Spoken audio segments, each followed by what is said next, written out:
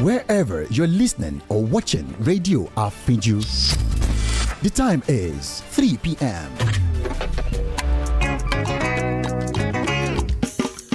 Ẹ bá mi pè é o. Àfíjù. Kí lorúkọ rẹ̀? Àfíjù.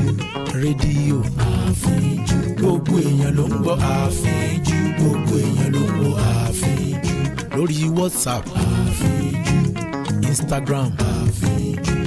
Facebook. Àfíjù. Lórí X. Àfíjù. Lórí YouTube. Àfíjù. Lórí TikTok. Àfíjù. Kí lorúkọ rẹ̀? Àfíjù. Ẹ bá mi pè é o. Àfíjù.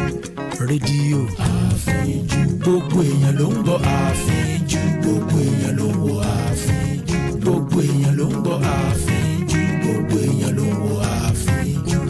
Rédíò Àfíjù. Rédíò Àfíjù. Rédíò Àfíjù. Stay informed with news on Radio Afinju.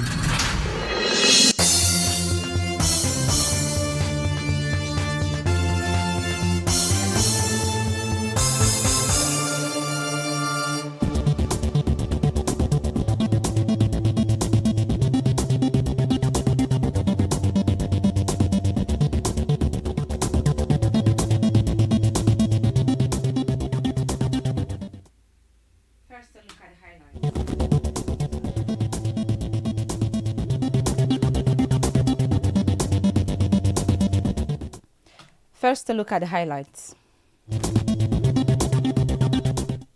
Nigeria Labour Congress threatens to lead mass protest if federal government increases electricity tariff. Uganda reports second Ebola death, a 4-year-old, WHO says. U.S. Senate plan to make Trump tax cuts permanent raises debt spiral worry. Good afternoon and welcome to the World News on Radio Afinju. My name is Pearl Durotoye. The news in detail.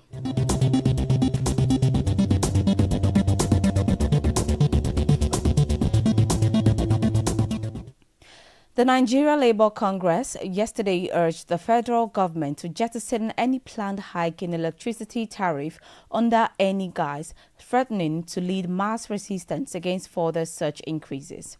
This came as it threatened to shut down operations of telecommunications companies should they fail to implement the 35% tariff hike agreed upon with the government as against the 50% earlier approved through the Nigeria Communications Commission.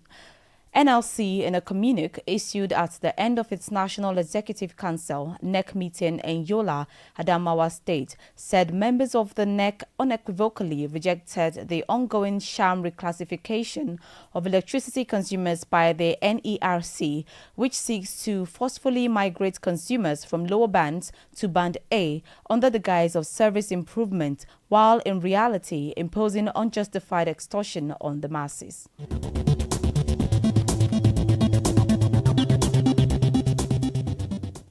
The Osun State Governor, Ademola Adeleke, has relaxed the dusk-to-dawn curfew imposed on the warring Ifon and Ilobu communities following the gradual return of peace in the areas. The governor had imposed the curfew on the communities following incessant communal clashes that claimed lives and destruction of property in the areas in recent times. In a statement issued by the Commissioner for Information and Public Enlightenment, Kolakpo Alimi, on Sunday, Governor Adeleke stated that the restriction of movement now commences between 10 p.m. and 4 a.m. daily, expressing satisfaction with the level of peace being experienced in the areas.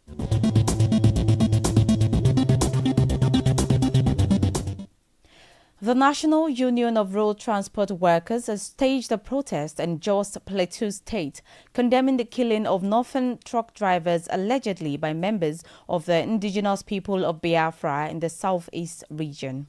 The protest, which took place today, saw drivers carrying placards with inscriptions such as "Enough is enough," "End the carnage," "Ensure smooth passage of Northern truck drivers," and "We are united against violence, protect all drivers regardless of origin." Speaking during the demonstration, the state coordinator of Heavy Trucks Plateau State Council, Janedu Ahmad Zarki, described the attacks as senseless and barbaric. He called on the federal government to deploy security personnel to protect truck drivers and their properties in the region.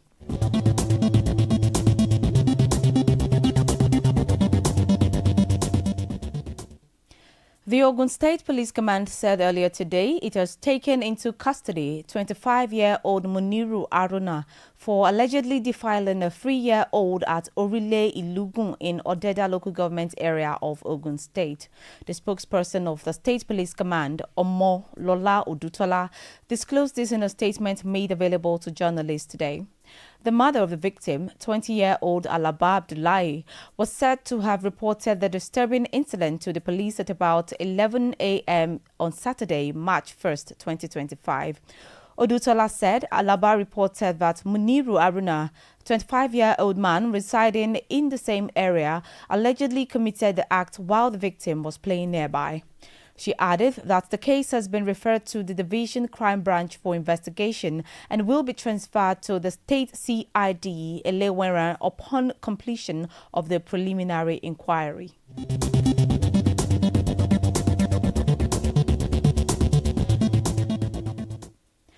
Away from Nigeria, a second Ebola patient, a 4-year-old child, has died in Uganda, the World Health Organization said, citing the country's health ministry.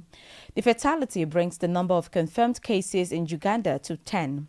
The East African country declared an outbreak of the highly infectious and often fatal hemorrhagic disease in January after the death of a male nurse at the Mulago National Referral Hospital in the capital, Kampala. The WHO's Uganda office posted late on Saturday on X that the ministry had reported an additional positive case in Mulago Hospital of a 4.5-year-old child who tragically passed away on Tuesday. Mulago is the country's sole national referral hospital for Ebola cases. The ministry said on February 18th that all 8 Ebola patients under care had been discharged, but that at least 265 contacts remained under strict quarantine in Kampala and 2 other cities. Ebola symptoms include fever, headache, and muscle pains. The virus is transmitted through contact with infected bodily fluids and tissue.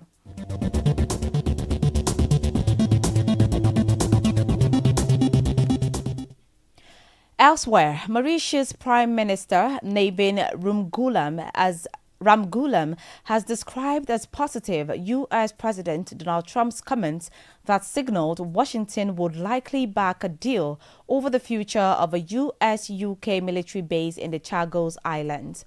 Britain struck the agreement in October to cede sovereignty of the Chagos Islands to Mauritius while retaining control under a 99-year lease of the military base on Diego Garcia, the largest island of the archipelago in the Indian Ocean. The deal, yet to be finalized with a formal treaty, had the backing of former U.S. President Joe Biden, but has been mired in uncertainty since Trump's re-election, with Ramgoolam, who was elected in November, also raising questions about it. Trump indicated his likely backing for the deal while meeting British Prime Minister Keir Starmer at the White House on Thursday.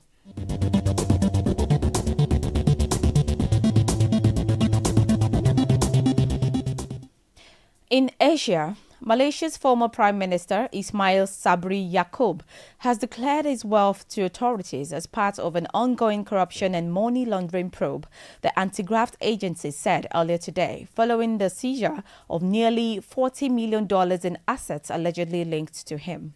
The Malaysian Anti-Corruption Commission said its investigation is focused on government publicity, expenditure and procurement during the premiership of Ismail Sabri, who served as premier from August 2021 to November 2022.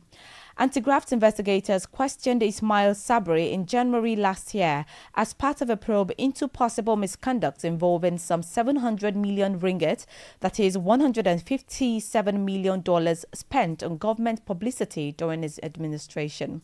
In a statement earlier today, the anti-graft agency said Ismail Sabri formally submitted a wealth declaration to authorities on February 10 after being ordered to do so. The agency said it had recorded a statement from the former premier on February 19th, adding that he could be called back for further questioning. Authorities have also detained 4 senior officials who served under Ismail Sabri and conducted raids at 4 premises. The agency added, without providing further details, that cash amounting to 170 million ringgit in various currencies and 16 kilograms of gold bars were seized following the raids.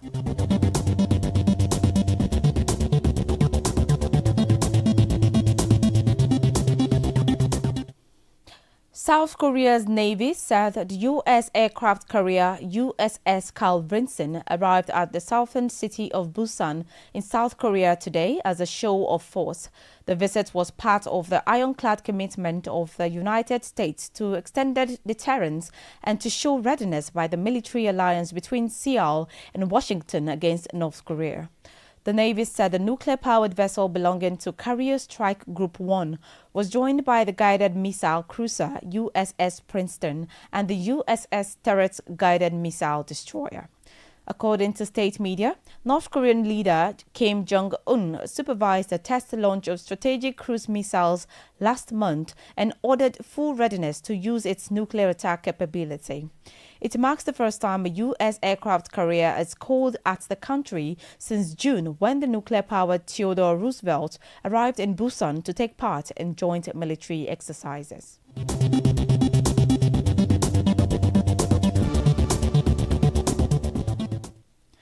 In Europe, for the 3rd time in a row, Pope Francis has been unable to deliver his traditional Angelus prayer in person, with the Vatican publishing his written comments instead.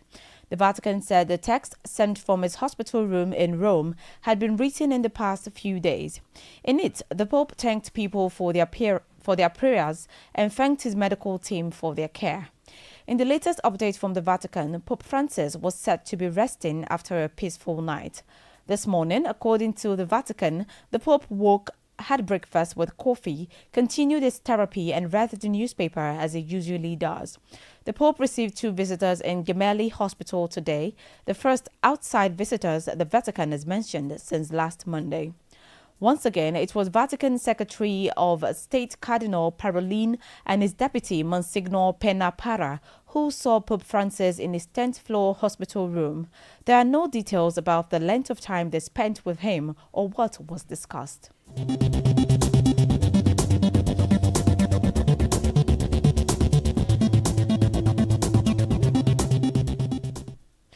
More than a dozen European leaders are gathering in London for discussions aimed at strengthening security cooperation and reaffirming support for Ukraine. The meeting today follows a dramatic rift at the White House between Ukrainian President Volodymyr Zelensky and the host Donald Trump on Friday. European leaders are set to prioritize military support and increase economic pressure on Russia to strengthen Ukraine's position. Discussions will also focus on securing a lasting peace deal, ensuring Ukraine can deter future Russian aggression, and planning robust security guarantees. The summit will see representatives from France, Germany, Denmark, Italy, Turkey, NATO, and the European Union. It comes before a summit in Brussels scheduled to take place on Thursday, where the European Commission will announce a defense package for Europe, including Ukraine. The package aims to bolster Ukraine's defenses and reinforce regional security, emphasizing the need for a strong, lasting deal to safeguard Kyiv's sovereignty. Ukraine's European allies are seeking to address growing concerns over Trump's approach to negotiations with Russia, which many fear could undermine Kyiv's position.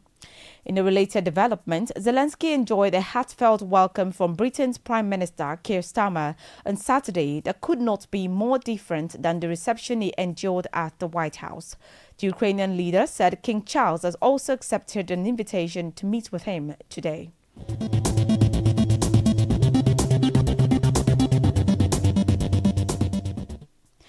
In the Americas, a controversial plan by U.S. Senate Republicans to make President Donald Trump's 2017 tax cuts permanent by ignoring the cost to the deficit is raising warnings from party fiscal hawks and independent analysts of a potential debt spiral that could undermine economic growth.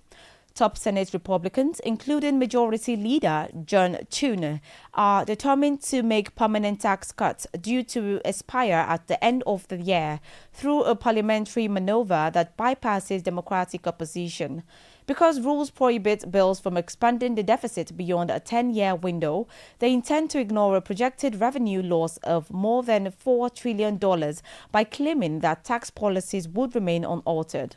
The ploy is already running into opposition from enough headline Republican fiscal conservatives to prevent such a measure from making it through Congress, given that the party holds only 218 to 215 majority in the House of Representatives. Two other fiscal conservatives, Representatives Victoria Spartz and David Schweikart, signaled opposition as well, while others said they saw the plan as a way to avoid offsetting Trump's tax priorities while with deep spending cuts.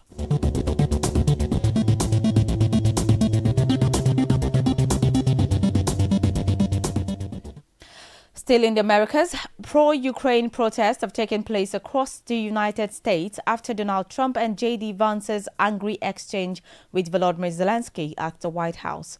Hundreds of people gathered in New York, Los Angeles and Boston to express their support for Ukraine after the furious row in the Oval Office.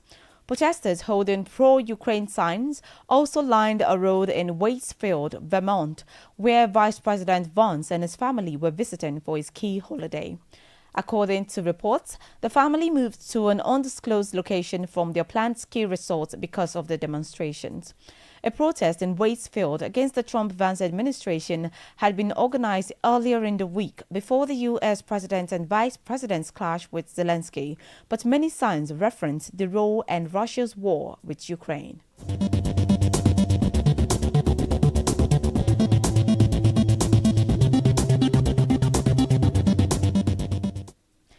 In the Middle East, Israel has blocked the entry of all humanitarian aid into Gaza as it demands Hamas agrees to a U.S. plan for a ceasefire extension.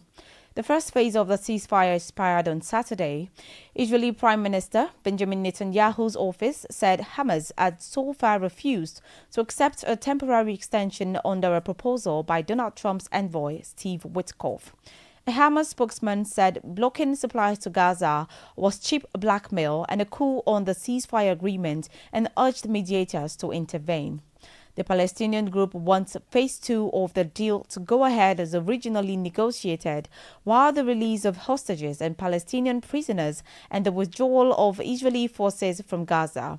It previously said it would not agree to any extension of Phase 1 without guarantees from United States, Qatari and Egyptian mediators that Phase 2 would eventually take place.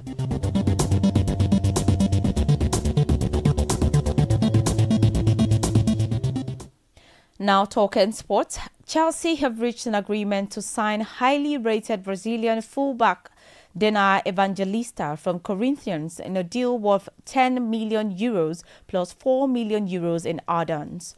The 17-year-old defender will officially join the London club in 2026, with his contract set to run until 2032. Transfer expert Fabrizio Romano confirmed the move in a post on X today. With all necessary paperwork in place, Evangelista is expected to sign his contract soon, securing a long-term commitment to the Premier League side. The teenager's move aligns with Chelsea's recent strategy of investing in young talent from South America, following similar acquisitions in recent transfer windows. His arrival in 2026 is expected to provide Chelsea with another defensive option as they continue building for the future.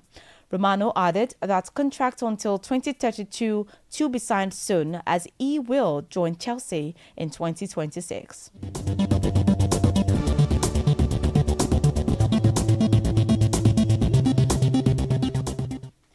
Before we go, here again are the highlights. The Nigeria Labour Congress (NLC) yesterday urged the federal government to jettison any planned hike in electricity tariff under any guise, threatening to lead mass resistance against further such increases. Elsewhere, a second Ebola patient, a 4-year-old child, has died in Uganda, the World Health Organization said, citing the country's health ministry. In the Americas, a controversial plan by U.S. Senate Republicans to make President Donald Trump's 2017 tax cuts permanent by ignoring the cost to the deficit is raising warnings from party fiscal hawks and independent analysts of a potential debt spiral that could undermine economic growth.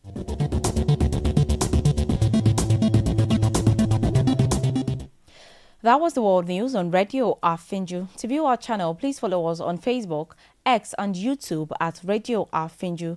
My name is Pearl Durotoye. Thanks for listening. Good afternoon.